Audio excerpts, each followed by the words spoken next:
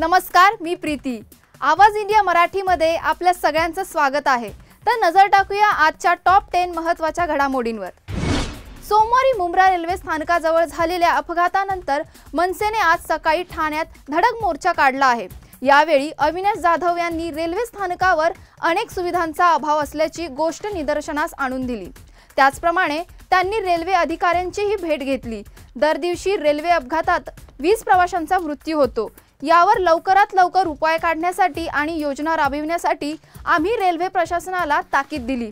गेल्या 15 वर्षात 51 प्रवाशांचा रेल्वे अपघातात मृत्यू झाला। त्याला कोण जबाबदार आहे? मुंब्रा रेल्वे दुर्घटनेच्या दुसऱ्या दिवशी दिवा रेल्वे स्थानकात भयंकर दृश्य दिसून आले।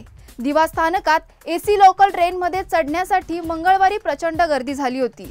ही गर्दी इतकी होती की प्रवासी लोकल ट्रेनप्रमाणे एसी ट्रेनच्या दरवाजात लटकले होते। त्यामुळे एसी लोकलचे दरवाजे बंद होत नव्हते। या सगळ्या गोंधळामुळे एसी लोकल बराच वेळ दिवा स्थानकात थांबून होती। दारात लटकलेली प्रवासी काही केल्या खाली उतरायला तयार नव्हते। या सगळ्यामुळे मध्य रेल्वे मार्गावरील लोकल गाड्यांच्या अपुऱ्या संख्येचा मुद्दा पुन्हा एकदा ऐरणीवर आला आहे। खासदार श्रीकांत शिंदे यांनी या घटनेनंतर दिवा ते सीएसएमटी जलद लोकल सुरू करण्याची मागणी केली आहे। याबाबत त्यांनी रेल्वे प्रशासनाला पत्रही लिहिले। गेल्या अनेक दिवसांपासून प्रवाशांकडूनही दिवा ते सीएसएमटी जलद लोकल सुरू करण्याची मागणी केली जात आहे। त्यामुळे आता यावर रेल्वे प्रशासन काय निर्णय घेणार हे पाहणे महत्त्वाचे ठरणार आहे।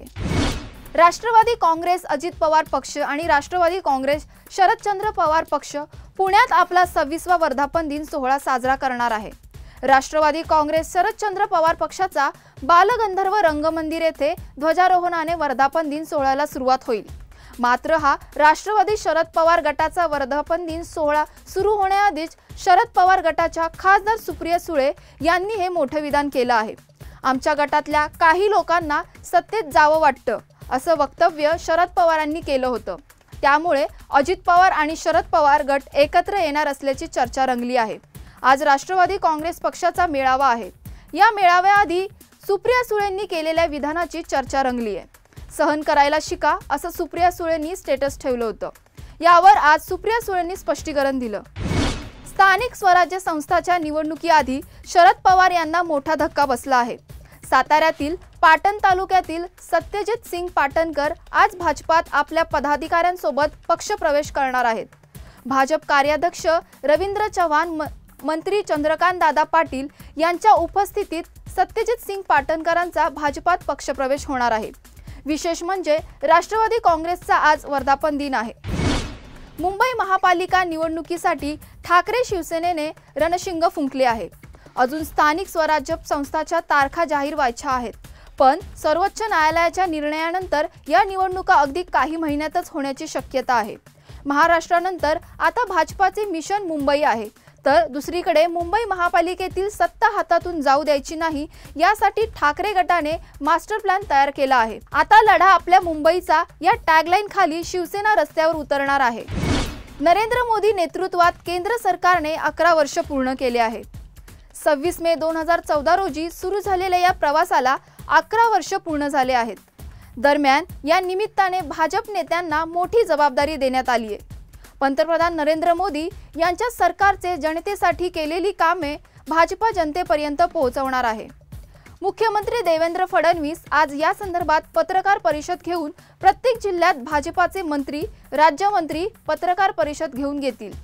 मंत्र्यांकडून मोदी सरकारने जनतेसाठी केलेल्या कामांची यादी वाचून दाखवणार आहेत। मुंबईतील गोरेगाव येथे राहणाऱ्या अवघ्या 14 वर्षाच्या शाळकरी मुलीने गळफास लावून आत्महत्या केली आहे। आई-वडिलांनी मोबाईल न दिल्यामुळे मुलीने हे टोकाचे पाऊल उचलल्याचे समोर येत आहे।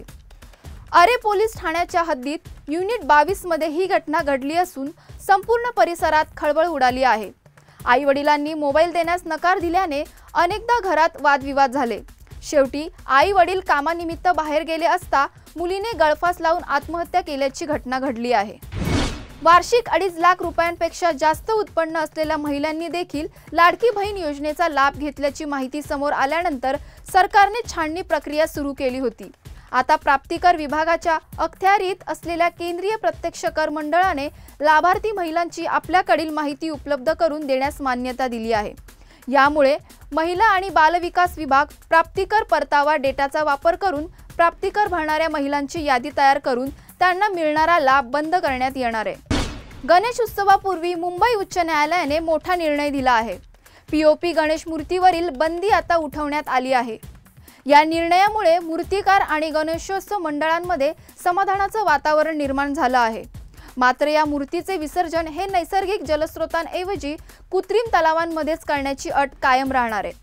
या निर्णयावर न्यायालयात दोन्ही बाजूंनी सहमती दर्शवली आहे। तर न्यायालयाने राज्य सरकारला 3 आठवड्यांच्या आत एक समिती नेमून पीओपी मूर्तींच्या विसर्जनासाठी कोणत्या उपाययोजना केल्या जातील त्याविषयी सविस्तर आणि सखोल माहिती न्यायालयासमोर सादर करण्याचे निर्देश दिले आहेत। या होत्या आजच्या टॉप 10 महत्त्वाच्या घडामोडी।